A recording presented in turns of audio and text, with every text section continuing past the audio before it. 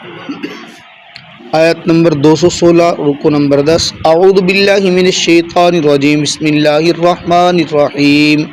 یسألونک عن الشہر الحرام قتال فیہ قل قتال فیہ کبیر وصد عن سبیل اللہ وکفر بہ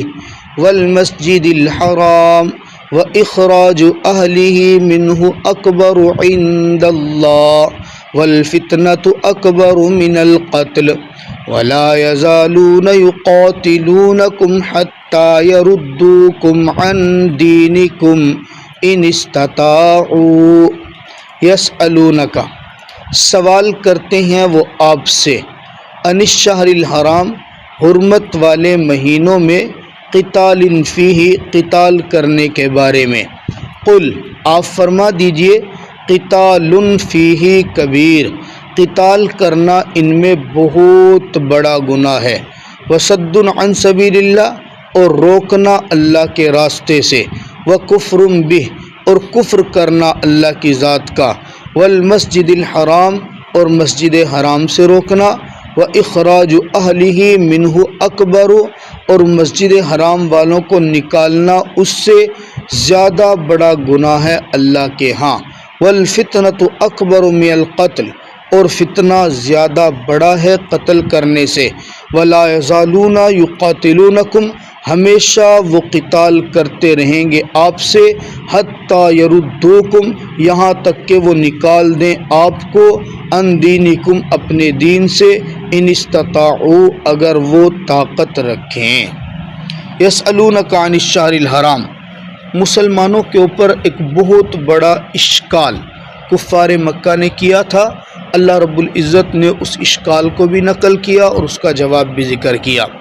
اشکال کی صورت یہ بنی تھی غزوہ بدر کے بعد سن 2 ہجری کو آقا مدنی کریم صلی اللہ تعالیٰ علیہ وسلم نے اپنے ایک صحابی حضرت عبداللہ ابن جہش کے ساتھ مدینہ منورہ سے 8 آدمیوں کا گروپ بعض روایت کے اندر 12 آدمیوں کے گروپ کو بھیجا اور ایک خط لکھ کر میرے آقا نے حضرت عبداللہ کو دیا اور کہا کہ اس خط کو لے کر اس جماعت کو لے کر مکہ کی طرف نکل پڑو جہاں آپ کے پورے 2 دن ہو جائیں گے نا وہاں آپ نے تھوڑا سا پڑاؤ ڈالنا ہے وہاں آپ نے اس خط کو کھول کے پڑھنا ہے اس میں جو کچھ بھی لکھا ہوا ہے نا وہ اپنے ساتھ والی جماعت کو سنا دینا ہے اور سنانے کے بعد ان کو اجازت دینا جو اس خط کی تحریر پہ مطمئن ہو اس کو ساتھ لے جانا اور جو مطمئن نہ ہو اس کو واپس بھیج دینا اس کے بعد جو کچھ اس میں جو آپ نے کرنا ہے وہ اسی میں لکھا ہوا ہے حضرت عبداللہ ابن جہش رضی اللہ تعالیٰ لے کے نکل پڑے 2 دن آپ سفر کرتے رہے 2 دن کے بعد ایک جگہ پہ پڑاؤ ڈالا تو خط کا مضمون کچھ اس طرح تھا بسم اللہ الرحمن الرحیم من محمد رسول اللہ صلی اللہ علیہ وسلم اللہ کے رسول کی جانب سے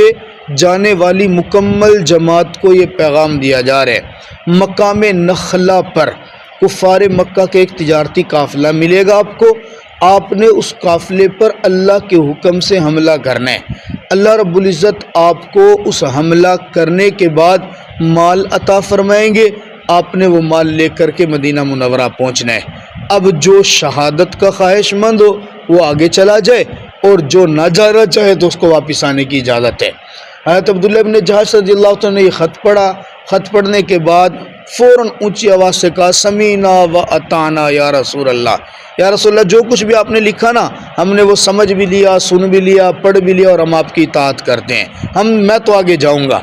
تو جیسے ہی انہوں نے آواز لگائی تو پوری جماعت میں جتنے ساتھ چلنے والے تھے سب نے یہی کہا سمینا و اطعنا ہم نے سنا بھی ہے سمجھا بھی ہم آگے چلیں گے بہرحال آگے چلے گئے سب کے سب کوئی بھی پیچھے نہیں آیا مقام نخلا پہ بھی پہنچے ہی تھے سامنے تجارتی قافلہ نظر آیا مسلمانوں نے حملہ کیا جنگ ہوئی ایک چھوٹا سے جنگ کی صورت بنی مال غنیمت ملا وہ لے کر مدینہ منورہ میں پہنچے جس وقت جنگ کا آغاز ہوا نا وہ رجب کے مہینے کی پہلی تاریخ تھی حالانکہ شریعت کے اندر ہماری شریعت میں بھی ہم سے پہلے بھی کفار مکہ بھی 4 مہینوں کو بڑا حرمت والا سمجھتے ہیں ذوالقعدہ ذی الحجہ محرم اور رجب ان 4 مہینوں کے اندر قتال کرنا بالکل بھی جائز ہی نہیں ہے اب صحابہ کرام سمجھے تھے کہ شاید جمادی الثانی کی آخری تاریخ ہے اور اس آخری تاریخ میں حملہ کرنا جائز ہے، لیکن وہ تھی رجب کی پہلی تاریخ۔ جب وہ رجب کی پہلی تاریخ میں قتال کر کے واپس پہنچے، اب کفار نے شور مچانا شروع کیا۔ آپ نے عالمی قوانین کی مخالفت کی ہے، آپ نے تو اپنی شریعت کا بھی خیال نہیں کیا، آپ نے تو حرمت والے مہینے کی پہلی تاریخ کو ہی ہمارے اوپر حملہ کر دیا۔ تو یہ بہت اشکالات شروع ہوئے۔